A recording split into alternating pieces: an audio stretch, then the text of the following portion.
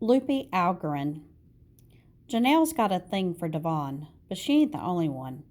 Last week I seen some girl named Beth in here staring at him like he was chocolate ice cream she couldn't wait to spoon up. She don't even belong in this class. Come to think of it, a lot of extra kids been showing up in our class on open mic Fridays. They heard about the poetry and they've been coming to check it out. A bunch of teachers are getting mad at Mr. Ward with all these kids skipping their classes. Everybody's talking about it. Poor Mr. Ward. He sends students back where they belong, when he catches them. Our class is big, though, and it's easy to duck down behind someone in the back of the room and hide. Sometimes we're halfway through the period before he notices someone who doesn't belong. But he caught Beth last week, and I saw Janelle grinning. She don't have Devon yet, but she wants him all to herself. I know that feeling, when you love somebody like that, and not just a guy. I love my Rosa. Rosa is so beautiful. I wish I could bring her to school. Mr. Ward would love her. Her toes are like tiny churros you want to nibble all the time. And I do, whenever my big sister Christina has me over to babysit. She smiles more than she did before she had Rosa. Or maybe she's just happy to be out of the house. I would be. There's nothing for me there, that's for sure. My brother Tito left long ago, and then Christina. So it's just me now, with Mamie and her husband, Berto. Besides her factory job, all she cares about is him. As for Berto, he's got no use for nobody's kids, even Mamie's. Why does she put up with him? All he does is belch beer and scream at her to bring him and his buddies more while they sit around playing dominoes or watching fights on TV. I bet Pappy doesn't guzzle beer all of the time, I often say to Mammy. You don't know what he does, Lupe, she always says. How could you? You were only 5 when he left, and he left on his own, Lupe. Pero, what did I expect? He was a Hibaro through and through. He couldn't wait to get back to his precious mountains. And this is the man you love?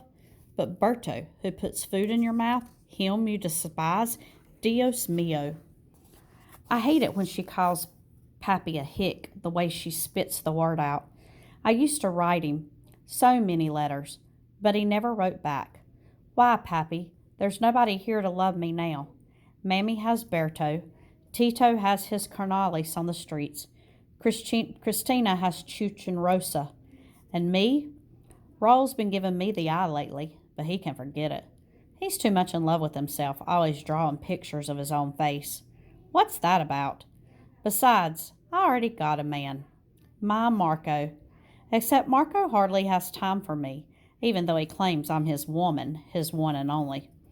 Sometimes I say my rosaries and beg for someone to love. I lay in bed under the crucifix and pray till my fingers go numb on the beads.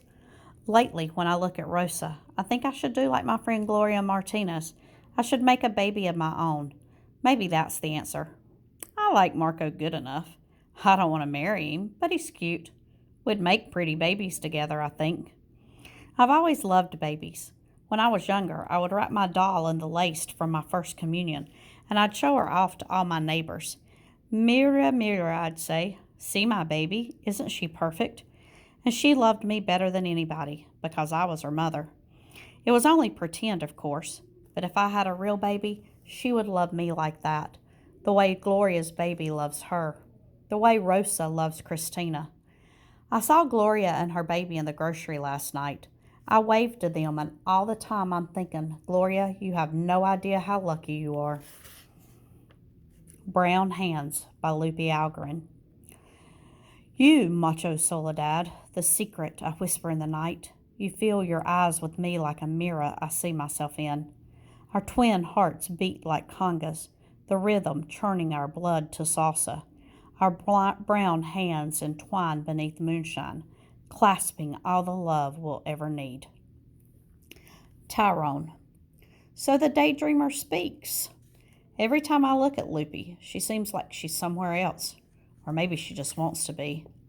Maybe she's thinking about the guy in that poem. But if she is, how come she never smiles?